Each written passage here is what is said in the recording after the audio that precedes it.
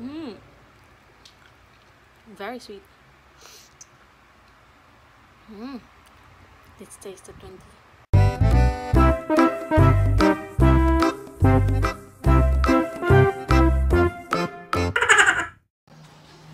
Mamalita og mangga kay it's manga season, and we'll see how much is manga here in Thailand.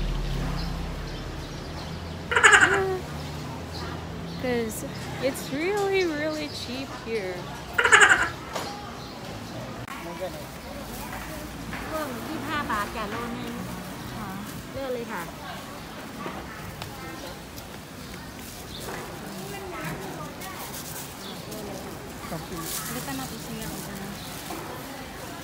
Duha.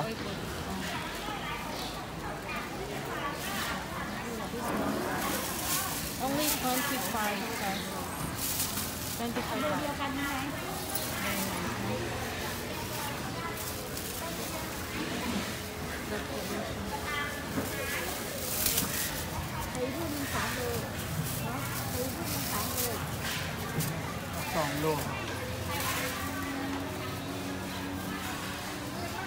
More than 2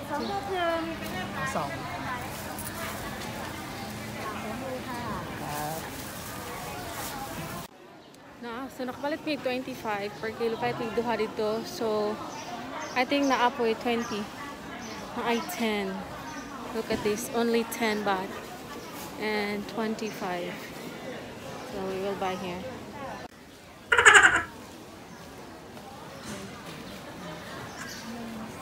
It's different. It's also 10. Easy.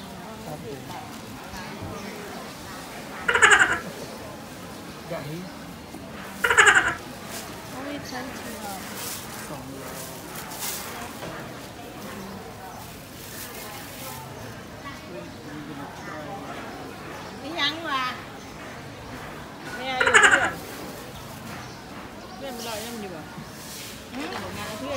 So nakuha na may og palit og manga.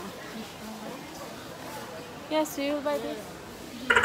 We'll buy fish this one. Just only 15 baht. tulog.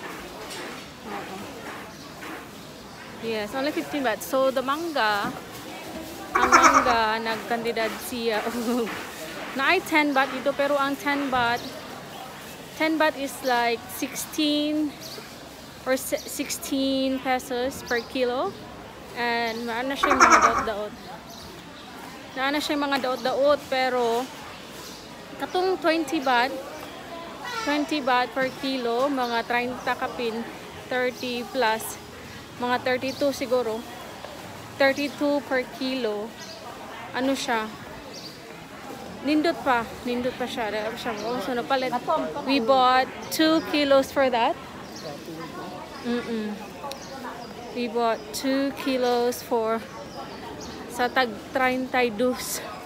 Imagine 30 baht per kilo na manga. And then we bought also 2 kilos sa tag 25 baht. 25 baht, mga 40 pesos per kilo. Diba? Barato na kayo. So pag manga season na gani din sa Thailand, mangas are very cheap. So nakuha na may og palit og manga. This is the 25 baht and this is the 20 baht, and we'll see the difference of these mangoes. See, the 25 baht is very guapa and the 20 baht is a little bit guapa. Kinsa ang mas sweeter? Ingay ko no. Okay, so ang difference, ito yung ano, 25 baht. This is the 25 baht. It's so smells really sweet. And this is the 20 baht. So you see the 20 baht, it has already a little bit rotten in this area over here, and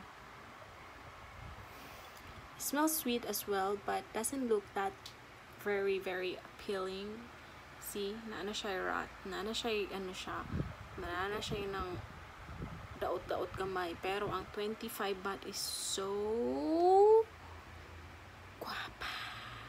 Guys, let's eat. Let's eat.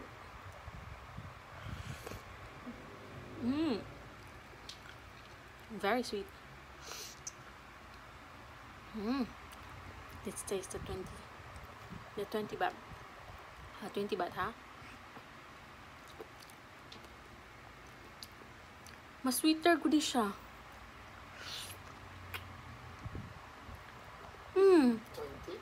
The 20 baht is sweeter than, but this one is sweet also, but this one is different. A different variety. This is sweet. Sweet na rin siya, ha? Pero i-taste ni mo ang 20 baht. Much sweeter, as in, promise.